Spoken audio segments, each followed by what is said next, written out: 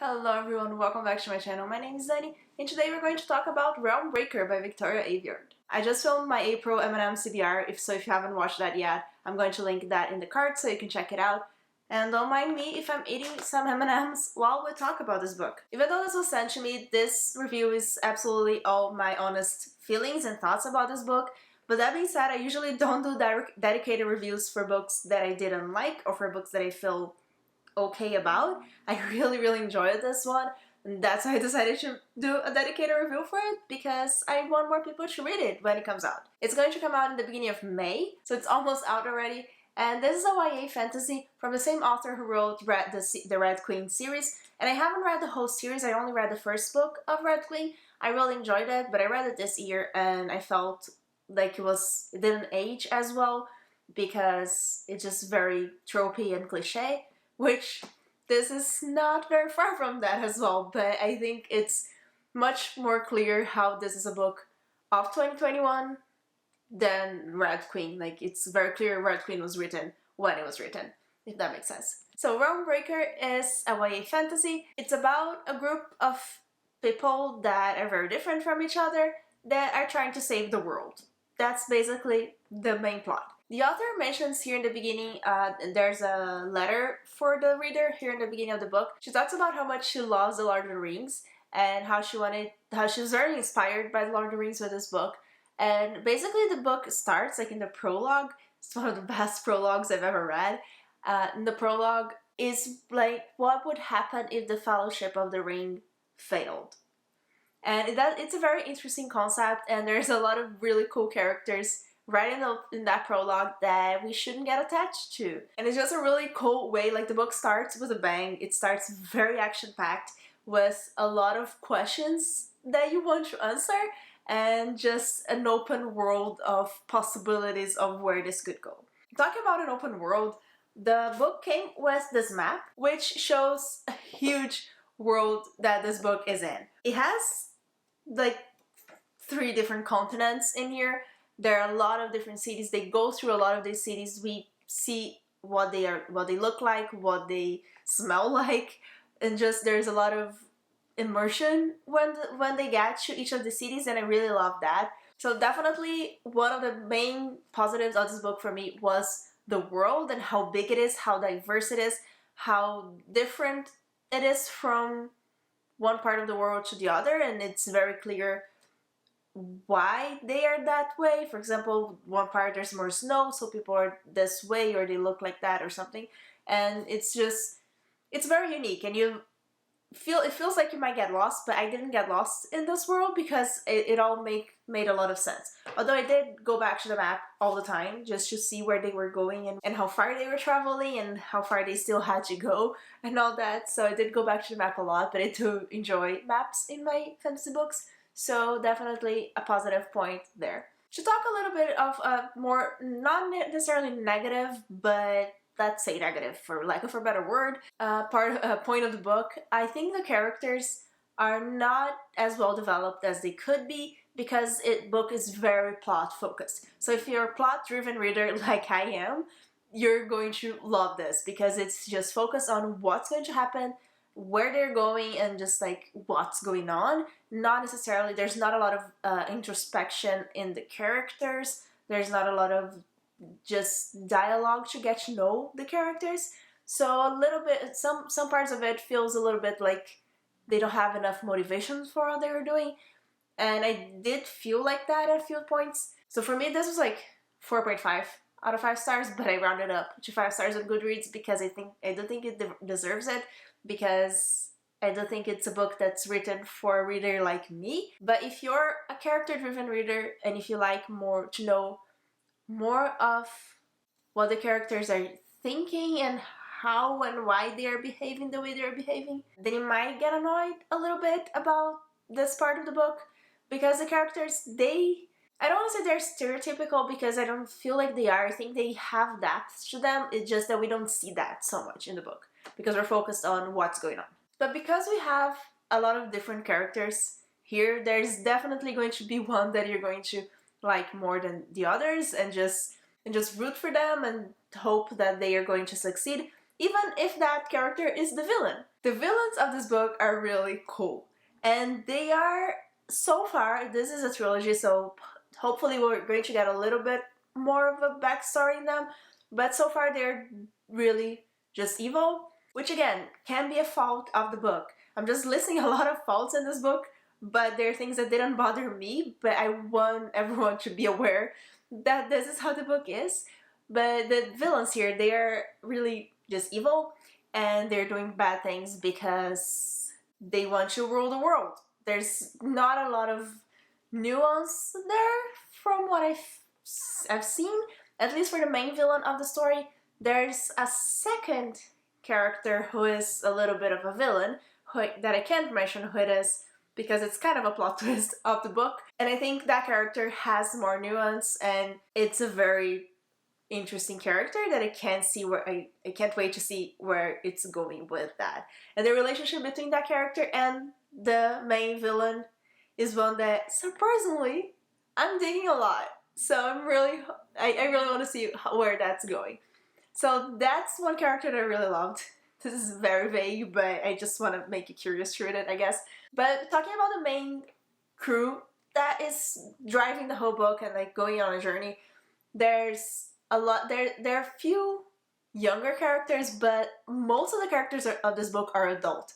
This is still considered a YA. I'm not sure why, honestly.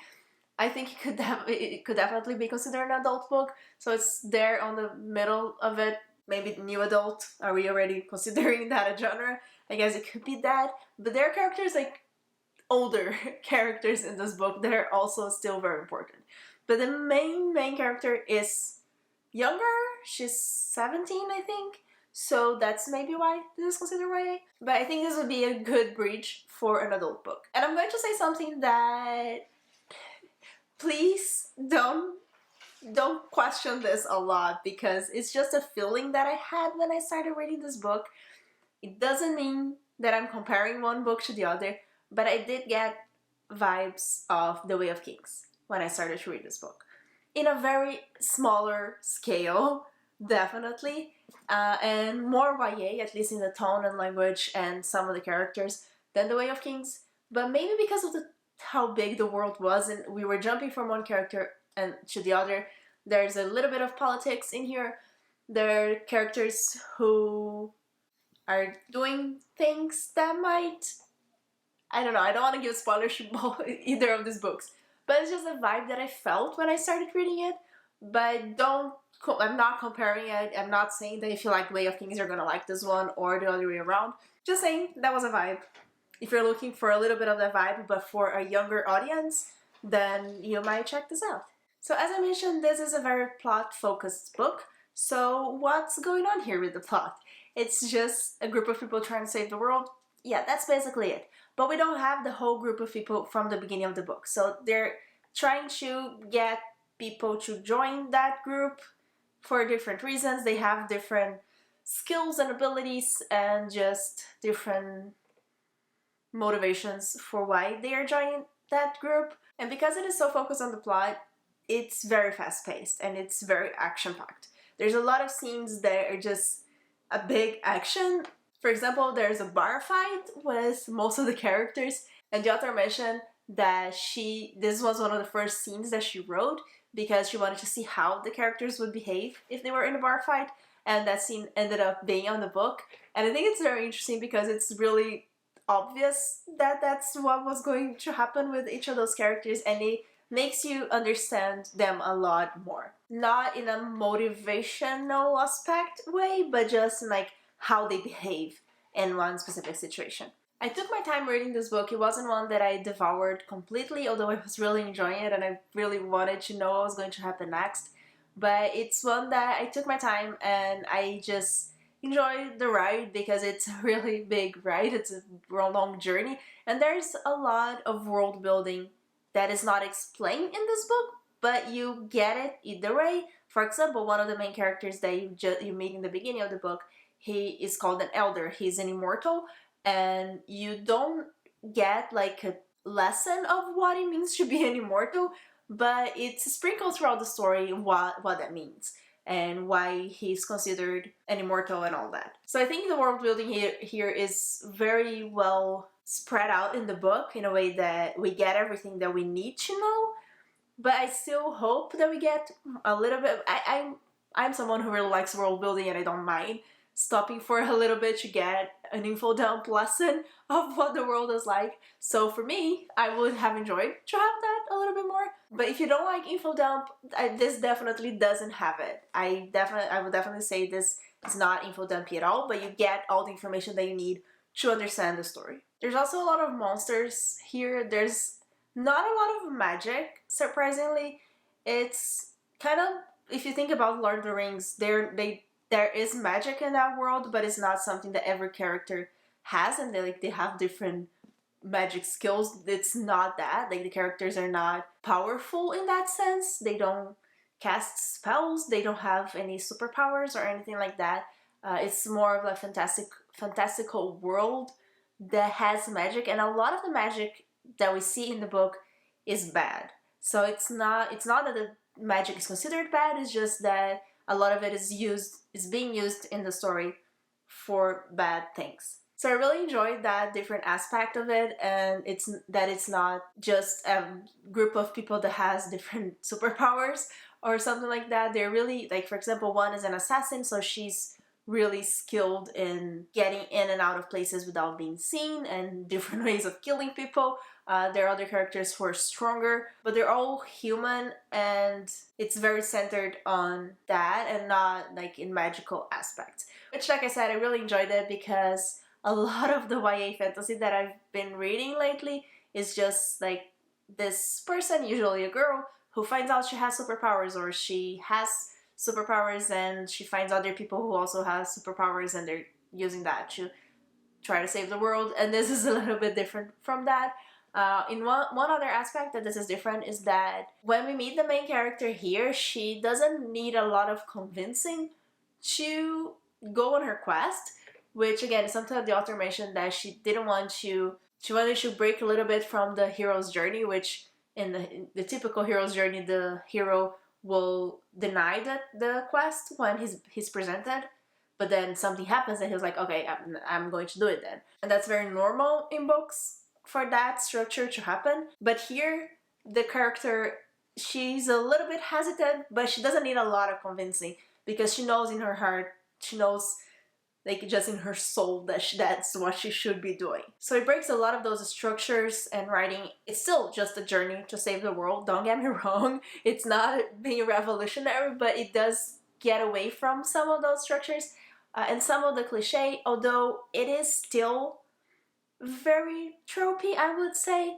Not in a Red Queen way, definitely, but it's still just a little bit tropey in a way that I really enjoyed. It has a humor that I also really enjoyed, and it's a humor that it's a little bit cliche, but I don't know, I feel like this book is just a fun ride, and I was there for it, and I kind of expected some specific things would happen, like in the bar fight, for example, but I still laughed and I still enjoyed myself while I was reading it. So to try to wrap this up, I think this book would really appeal for people who are plot-driven readers who like action-packed and fast-paced books, people who enjoy fantasy with journeys and they see a lot of the world and meet a lot of people. If you don't like your books to be info dumpy, this is definitely one that I would also recommend. And just overall, if you want an epic fantasy but with a light-hearted feeling to it, I think this is perfect. It's a really fun ride.